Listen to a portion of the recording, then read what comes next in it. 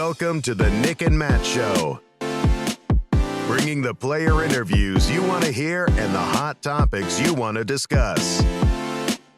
Streaming live on the Foundation Podcast YouTube channel, here's Nick and Matt.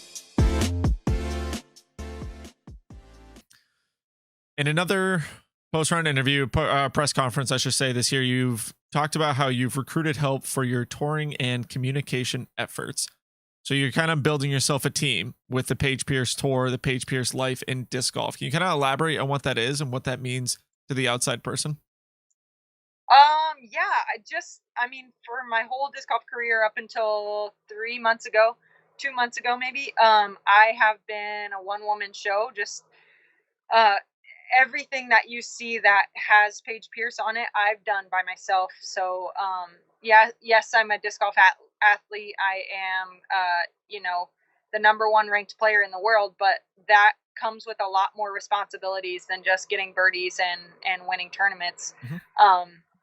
These days, sponsors want you to be a YouTube celebrity. They want you to, the media wants you to do all these commercials, and, you have to negotiate your own contracts. And for me, I'm almost 30 now, but, back when I was 19, 23, I was having to be the one to negotiate my sponsorships. And, at 24 years old, already having 3 world titles and trying to solidify myself a better career and a better contract, I didn't even know how to talk to another human being yet, mm-hmm. Mm-hmm. I'm very reactionary, and I think I got that from my dad. And I should not have been the one talking to the CEOs of these companies. Yep. So I think that it's taught me a lot over the years, and I'm really grateful for having done that myself. But I think it was time for me to start taking some of those roles off of my plate. So I hired some people to do my YouTube channel. So I'm still going to be the one videoing the stuff, but I'm no longer going to be editing or uploading or posting. I hired like a whole video guy for that, and I hired a graphics guy. So he's kind of doing all of my anything graphics. There's so many things. Yeah. Yeah. And then I have a assistant who is kind of managing my social media currently. He is he just started, really, so we're kind of figuring out exactly what, how much he can handle, because there's a lot of things that I am still doing. But yeah, he's handling my social media and my nice. That's it for now. And I have looking for like an agent and like maybe like some sort of like financial advisor or something. Mm-hmm. Wow, the fact that disc golf is even here, like it's so cool, because Ricky talks about having assistant. It's just like disc golf is growing so fast. So to go back into a little bit of this last year, just a little bit, you've been one player in my mind who stands out as really loving to travel internationally. You've done the whole tour, the tourist trips and all that. And you just see it in general. In fact, traveling to Hawaii, but that's because, and you can elaborate on this, COVID put a halt to most international travel. Realistically, has Hawaii been a getaway for you that helps fill that void of travel? And is it true that you're looking to buy property there, Paige? Spill the deets. Yeah. I love international travel. I think it's awesome to see the way that different people live. Growing up, you're under your parents' household, and that's what life is to you. And then you start hanging out with friends, and you go over to their houses as a teenager, and you see, oh wow, they do this differently. And that just expanded for me into traveling throughout the States and seeing the different types of lifestyles over the States. And then I want to know more, like, what's the whole world like? And so it's really cool to learn all about the different cultures that are all over the world. And I think Hawaii is kind of different for me, not kind of in that same realm of things of like why I wanted to go there. But yeah, I think international travel for me has been about exploring. Hawaii, there was an element of that for sure. I had never been there before, and I wanted to go see it. But for me, it was kind of more of like, where can I go that's warm that I can train, and where can I go that there won't be any distractions? And by distraction, I mean self-service. We are so guilty of this, like generally speaking, I know, but which I try not to do, but it is so true. Like, we are glued to our phones so often. If there's ever silence or a moment of like discomfort, we just grab our phone like it's just like our little teddy bear that we had as a kid. And so I wanted to go somewhere where I didn't have self-service. I wanted to go somewhere where there was no people saying Paige Pierce, Paige Pierce. It's just, I live my life under a magnifying glass, and if I go to any disc golf course, it's like I can't even practice because so many people are coming up to me. And yeah, I wanted to just get away from all of it and just go focus on myself and focus on disc golf and be somewhere warm that I enjoyed. And it was 10 of 10, better than expected. And yeah, I wanted to start looking at properties and see what could be. And I'm still looking. I haven't pulled the trigger quite yet. I'm trying to be a little bit more patient, but that's not really in my bones. Yeah. I'm kind of the type of person that, like, when you're ready, you're ready. But yeah, I'm trying to put the brakes on and just like make sure that it's exactly what I want to do. I know that I want to spend a lot of time there. But yeah, just trying to not rush it and decide.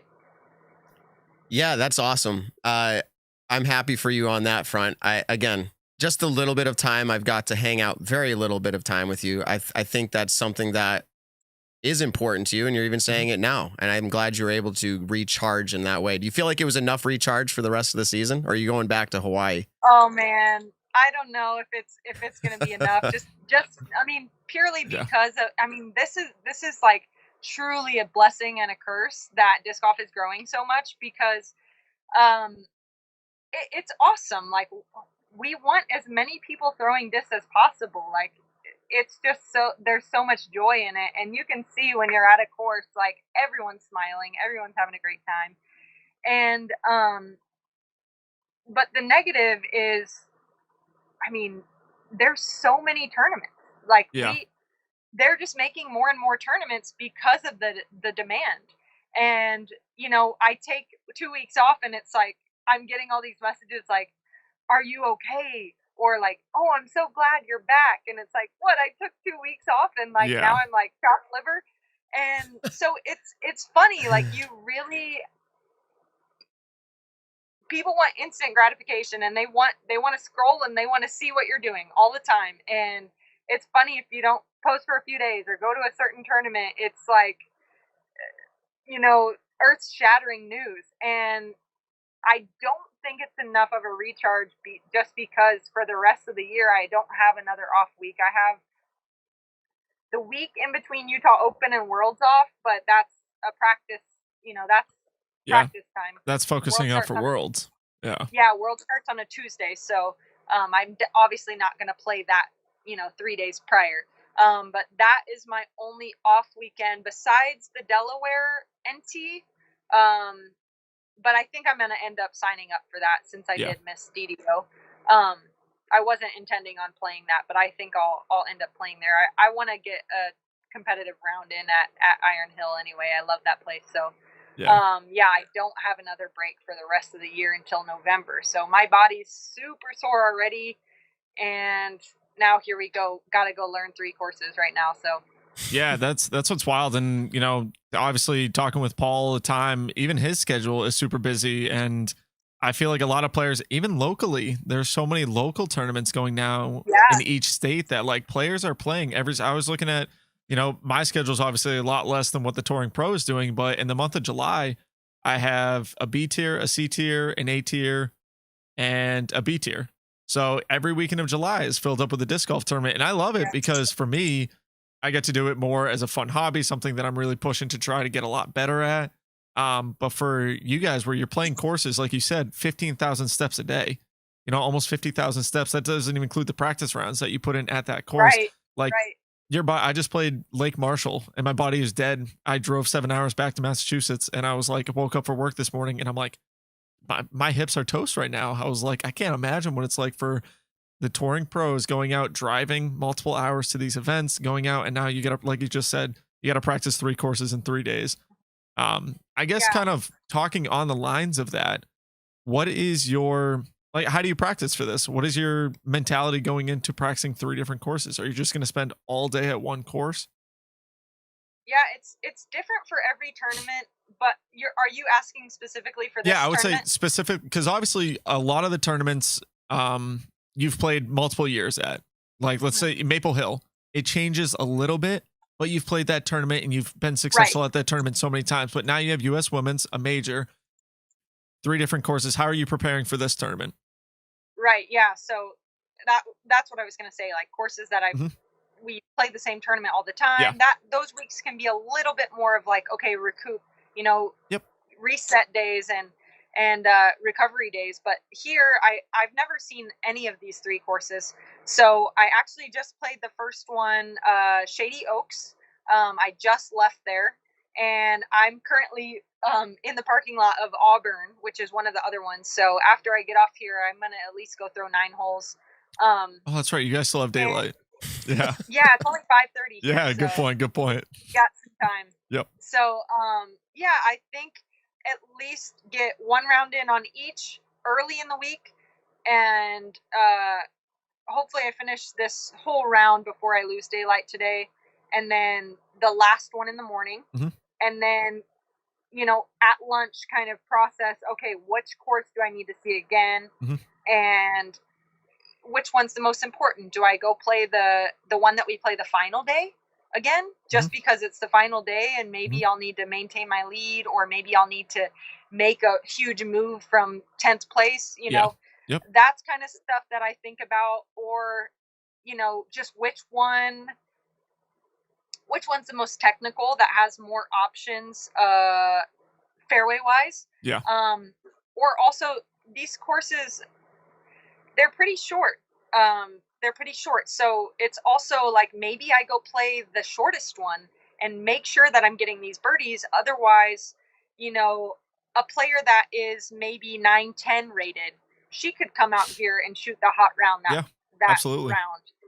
So it's going to be interesting. It's going to be really interesting. And that's part of my concern with this is I don't know how controversial this is going to be, but I think it needs to be said. Like, the Disc Golf Pro Tour is on top of it. They are absolutely changing the way that professional disc golf is being shown, and not just shown, but the back end side of it. They're setting up the course. They're making polls for us. Did we do a good job on the tee pads? Did we do a good job on the baskets? Any improvements we can be made? And the PDJ has never one time done that for us on the national tour. So that was another reason I skipped DD Open. I'm trying to kind of, in a small way, boycott the national tour. I got you. I think that they are not interested in the professional side of the sport. They don't really care about us. Or if they do, I would like to challenge them on that and show us, please make some sort of effort, come out to the tournaments. We don't even see the PDGA ever. And, I wonder if they even were here. I wonder if they were even here and critiqued these courses and said, why are we making them play 3 courses? Why are we making them throw 240-foot putter shots? the athletes in the FPO division are so good right now. Ella Hansen's throwing 445 feet, and she's just coming onto the scene. You know, Haley King's winning national tours. She's got a sidearm that is so powerful, and we're making these players throw 240-foot shots. It really seems to me as though something needs to be changed, and you know, I don't have enough words to express my like disappointment. Yeah, But I'll say this. I don't think there's anything controversial about that at all. I think that's all the truth, to be honest. And I think a majority of the people would agree with that. And I've heard that said a lot, to where the PDGA is not backing the players like they should be. And especially now we're hearing it on the FPO side, compared to what the Disc Golf Pro Tour is doing. So I would love to see maybe in the future if this actually happens, but the kind of DGPT split, focus on the pros and let the PDGA actually focus on the amateur side of stuff. And maybe that's what happens in the future, maybe not. But yeah, I could totally see the frustrations that you're getting out of it. And obviously, you know, we all wish you the best of luck. We know you're going to go out there, practice these courses the way you're going to do it. You're going to compete like this is any other weekend, if not even better. But yeah, I totally get what you're saying to that. And Nick says, I don't think it's controversial. That's because he's not Paige Pierce. Paige, you do have a different, you do have a different weight to what you say. And if Nick and Matt say it on our show, it's not as big of a deal. But when Paige says it, and she knows this, and I think, Paige, I appreciate what you're saying, and I think it needs to be heard. I agree as well. And the way that you said it is not accusatory. It says, I don't know, and I've reached out. So hopefully someone reaches out to you and they can fill you in on the details. Peace out. The Nick and Matt Show, a disc golf podcast designed for you, the disc golfer. Find the Nick and Matt Show on your favorite podcast platforms or stream us live exclusively on the Foundation Podcasts YouTube channel.